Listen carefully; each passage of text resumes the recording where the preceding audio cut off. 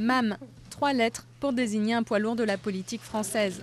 Michèle Alliot-Marie occupe les plus hautes fonctions gouvernementales depuis une décennie. Elle fait d'ailleurs figure de pionnière à droite.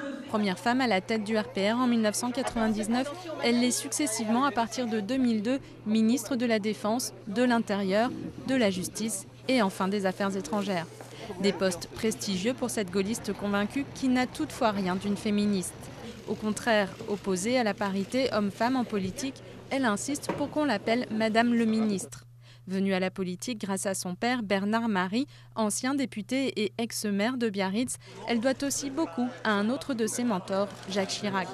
Experte dans l'art de la prudence, elle vit sans encombre le passage à l'ère Sarkozy et n'est éclaboussée par aucune affaire, pas même celle de Clearstream dans laquelle elle est entendue plusieurs fois. Mais peu après son arrivée au Quai d'Orsay, ses amitiés tunisiennes vont la faire trébucher en pleine révolution du jasmin. Nous proposons que le savoir-faire qui est reconnu dans le monde entier de nos forces de sécurité permette de régler des situations sécuritaires de ce type.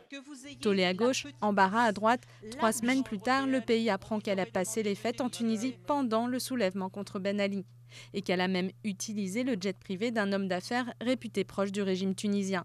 Le gouvernement affiche son soutien à Michèle Alliot-Marie, mais les justifications de la ministre ne convainquent pas.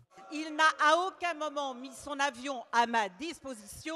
Je l'ai accompagné pendant 20 minutes de trajet en avion. Si je prends mes vacances, parfois en Tunisie, c'est à mes frais, voyage et hôtel. Nicolas Sarkozy ne veut pas céder à la pression, mais après de nouvelles révélations sur un coup de fil de MAM au président Ben Ali pendant ses vacances tunisiennes et surtout sur une transaction immobilière réalisée par ses parents avec un homme d'affaires tunisien, sa position devient intenable. Celle qui a longtemps été Premier ministrable part finalement par la petite porte.